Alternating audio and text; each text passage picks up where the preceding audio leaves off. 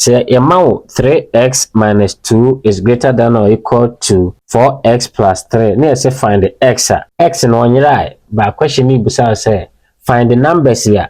What the best x no a place na e be ma equation no I am valid and my equation no I am correct. And sana obe start to solve question no. E was who say ye wo afamienu e wo equation mu. Greater than or equal to sign n'anim no ye wo 3x minus 2. Ohwe greater than or equal to sign n'achi nso a ye wo 4x plus 3. Enti ye wo two sides e wo one equation.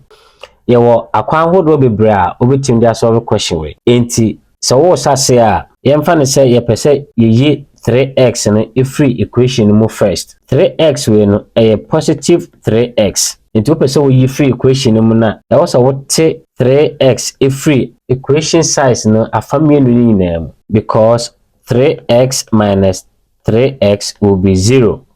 Inti yebenya 3x minus 3x minus 2 is greater than or equal to 4x minus 3x plus 3.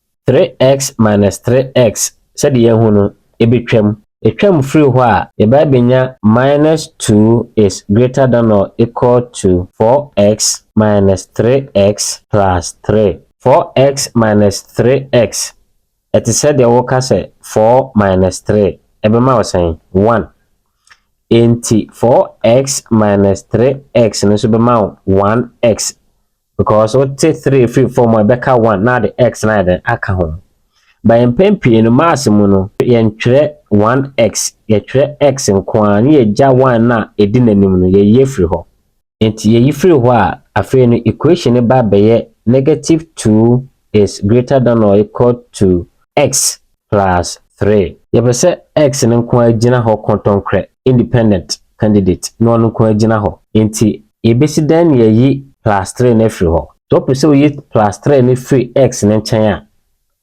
a was a what term plus 3 ni free x nchen na de call the other side of the equation.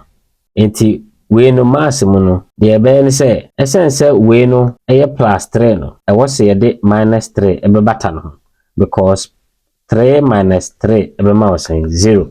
Enti sa dia ye be subtract 3 from the both sides of the equation. Enti yebenya minus 2 minus 3 greater than or equal to x plus 3 minus 3. Minus 2 minus 3 ebema minus 5 greater than or equal to x because 3 will cancel out minus 3. Enti we no minus 5 is greater than or equal to x no. Yes, actually more ebitima atwere ne say x is less than or equal to saying minus 5. It is said here, Walker say $1 greater than or equal to 10 Ghana cedis. So it is which madam as I can say 10 Ghana cedis is less than or equal to $1. In an say negative 5 is greater than or equal to x. No, if it must actually say x is less than or equal to minus 5. Enti we ni kire say x ejina homa numbers is so a chain negative 5 and numbers are negative 5 pe. Enti opese wo check wo answer say answer na wanya no correct. You say x is less than or equal to negative 5. Enti you go back to equation na baby abehu x bia no obetimi the negative 5 ahye ho ni ahwede ebesi. Enti you go back to equation na you 3 open bracket negative 5 close bracket minus 2 greater than or equal to 4 negative 5 close bracket plus 3. Negative 3 times minus 5 ebema negative 15 minus 2 greater than or equal to negative 5 times 4 ebema negative 20 plus 3. Negative 15 minus 2 ebema minus 17 is greater than or equal to negative 20 plus 3 minus 17. For negative 17 and negative 17 pe. That tells you say answer me 9 x is less than or equal to negative 5 no then the quarry.